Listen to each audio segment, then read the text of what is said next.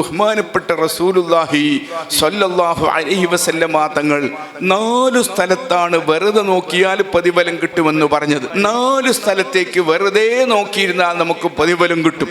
അതിൽ ഒന്നാമത്തെ സ്ഥലം പരിശുദ്ധമായ കഅബ ഷരീഫാണ്. ബഹുമാനപ്പെട്ട കഅബ ഷരീഫ് വെറുതെ നോക്കി നിന്നാൽ പ്രതിഫലം കിട്ടുന്ന സ്ഥലമാണ്. നിങ്ങൾ ആലോചിച്ച് നോക്കൂ, എത്രയാണ് ഇതിൻ്റെ ബഹുമാനം. ഒരു പ്രത്യേകമായ ഇബാദത്തും അയാൾ ചെയ്യേണ്ടതില്ല. ഓരോ സെക്കൻഡിലും കഅബ ഷരീഫിൽ 120 അനുഗ്രഹങ്ങൾ ഇറങ്ങിക്കൊണ്ടിരിക്കുന്നുണ്ട്. അതിൽ 60 തവാഫ് ചെയ്യുന്നവർക്കാണ്, 40 നിസ്കരിച്ചുകൊണ്ടിരിക്കുന്നവർക്കാണ്, 20 കേവലം നോക്കിക്കൊണ്ടിരിക്കുന്നവർക്കാണ്. അപ്പൊ കേവലം നോട്ടം കൊണ്ട് മാത്രം പ്രതിഫലം ലഭിക്കുകയും ദോഷങ്ങൾ പുറത്തു കിട്ടുകയും ചെയ്യുന്ന പരിശുദ്ധമായ ഭവനമാണ് അല്ലാഹുവിൻ്റെ കഅബ ഷരീഫ്. ആ കഅബ ഷരീഫാണ് ഒന്നാമത്തേത്. അതിൻ്റെ ബഹുമാനം ഞാൻ അത്ര പറഞ്ഞു നിർത്തുകയാണ്. രണ്ടാമത്തേത് പരിശുദ്ധ ഖുർആനാണ്. പരിശുദ്ധ ഖുർആൻ കണ്ണ് കാണാത്തൊരാൾ വെറുതെ തുറന്നു വച്ചതിലേക്ക് ഇങ്ങനെ നോക്കി. ഞങ്ങൾക്ക് കണ്ണില്ലാത്തത് കൊണ്ട് അത് കാണുന്നില്ല. എന്നാൽ പോലും അദ്ദേഹം ഒരക്ഷരം ഓതിയില്ലെങ്കിൽ പോലും പരിശുദ്ധ ഖുർആനിലേക്ക് നോക്കുക വഴി അദ്ദേഹത്തിന് പ്രതിഫലം ലഭിക്കുകയാണ്.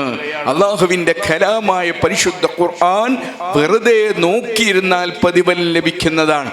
നിങ്ങൾ ആലോചിച്ച് നോക്കൂ, മഹാന്മാര് പറഞ്ഞു, ഒരു പെൺകുട്ടി, ആ പെൺകുട്ടിക്ക് ഖുർആൻ ഓതാൻ പറ്റുന്നില്ല. കാരണം മെൻസസ് പീരീഡാണ്.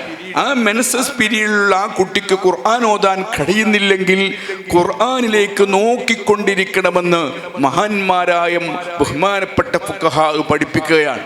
കൂടെയുള്ള ഒരാളെ കൊണ്ട് ഖുർആൻ തുറന്നു വെച്ച് അതിലേക്ക് ഇങ്ങനെ ഓരോ പേജുകളും മറിപ്പിച്ച് ആ പെൺകുട്ടിയുടെ ഹൃദയത്തിൽ ഖുർആൻ ഇങ്ങനെ കടന്നുപോയി നാവ് കൊണ്ട് ഉച്ചരിക്കാതെ ഖുർആനുമായി ബന്ധപ്പെട്ടുകൊണ്ടിരിക്കണം. ഖുർആനുമായി യാതൊരു ബന്ധവുമില്ലാത്തൊരു ദിവസവും ഒരു മുഅ്മിനായ മുഅ്മിനത്തായ മനുഷ്യന് കടന്നു പോവാൻ പാടില്ല എന്നാണ് മഹാന്മാർ ഇതുകൊണ്ട് ലക്ഷ്യം വെച്ചത്. ഓരോ ഉമ്മമാരും പ്രിയപ്പെട്ട ചെറുപ്പക്കാരും ഇത് ചിന്തിക്കണം. പരിശുദ്ധ ഖുർആൻ ഇന്ന് കണ്ടിട്ടില്ല ഞാൻ, പരിശുദ്ധ ഖുർആനിൽ നിന്ന് ഞാൻ ഇന്നൊരു പേജും ഓതിയിട്ടില്ല. അങ്ങനെ ഒരു അവസ്ഥ മുഅ്മിനായ മനുഷ്യന് വരാനേ പാടില്ല. അപ്പൊ മെൻസസ് ഉള്ള പെണ്ണെന്ത് ചെയ്യണം?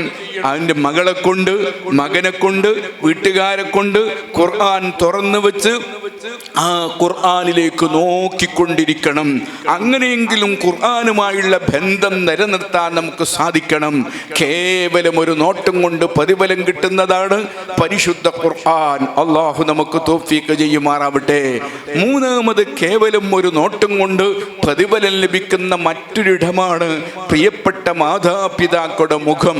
നമ്മുടെ പ്രിയപ്പെട്ട ഉമ്മയുടെ മുഖത്തേക്ക് വെറുതെ ഒരാൾ നോക്കി നിന്നാൽ കഅബയിലേക്ക് നോക്കും പോലെ, പരിശുദ്ധ ഖുർആനിലേക്ക് നോക്കുന്നത് പോലെ ഉമ്മയുടെ മുഖത്തേക്ക്, വാപ്പയുടെ മുഖത്തേക്ക് സന്തോഷത്തോടെ ഒരാൾ നോക്കി നിന്നാൽ അവന് അല്ലാഹു പ്രതിഫലം കൊടുക്കുമെന്ന് റസൂലുള്ളാഹി സ്വല്ലല്ലാഹു അലൈഹി വസല്ലമ തങ്ങൾ പഠിപ്പിക്കുകയാണ്.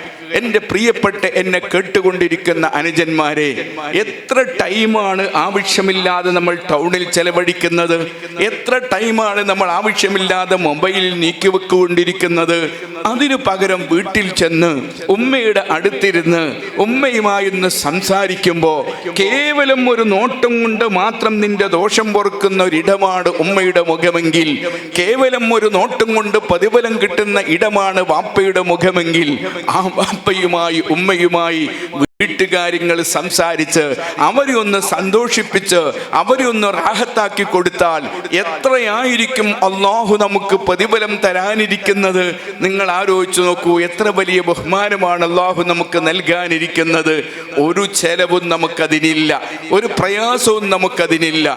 ഏത് ഇബാദത്ത് ചെയ്യുമ്പോഴും ധാരാളം ഷർത്തുകളും ഫർളുകളും ഉണ്ട്. എന്നാൽ എൻ്റെ പ്രിയപ്പെട്ട ഉമ്മമാരെ, എൻ്റെ പ്രിയപ്പെട്ട അനുജന്മാരെ, എൻ്റെ പ്രിയപ്പെട്ട അനുജത്തിമാരെ, ഒരു നിബന്ധനയും ശ്രദ്ധിക്കാനില്ല.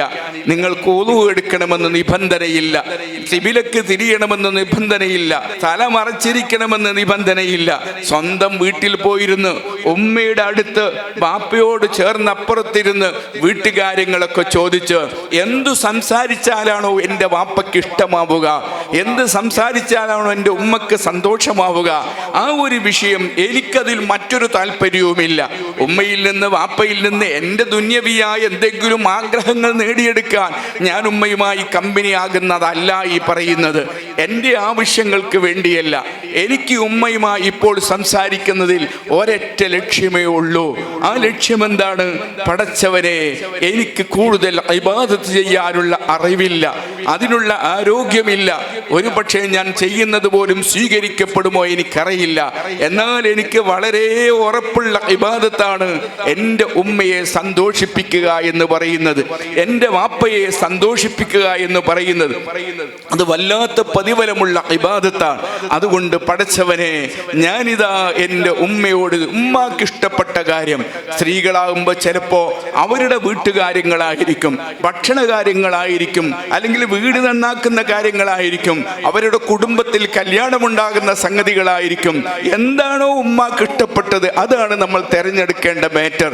ഒരുപക്ഷെ നമുക്ക് തോന്നും, ഞാൻ ഈ പറഞ്ഞിട്ടൊരു കാര്യം എനിക്കില്ലല്ലോ, ഞാൻ വെറുതെ സമയം കളയാണല്ലോ. അല്ല, ഞാൻ വെറുതെ സമയം കളയുകയല്ല, ഞാൻ ഏറ്റവും പ്രതിഫലം കിട്ടുന്ന ഒരു ഇബാദത്ത് ചെയ്യുകയാണ്.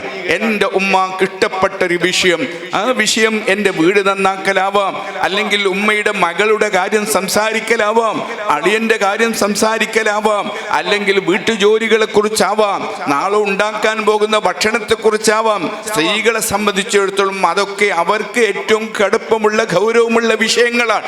ആ വിഷയങ്ങൾ തിരഞ്ഞെടുത്തവരോട് സംസാരിക്കണം.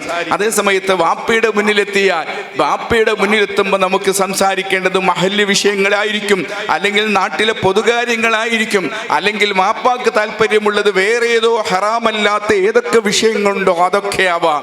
അത് സെലക്ട് ചെയ്ത് അത് മണത്തറിഞ്ഞ് വാപ്പയുമായി സംസാരിച്ചു കൊണ്ടിരിക്കുക.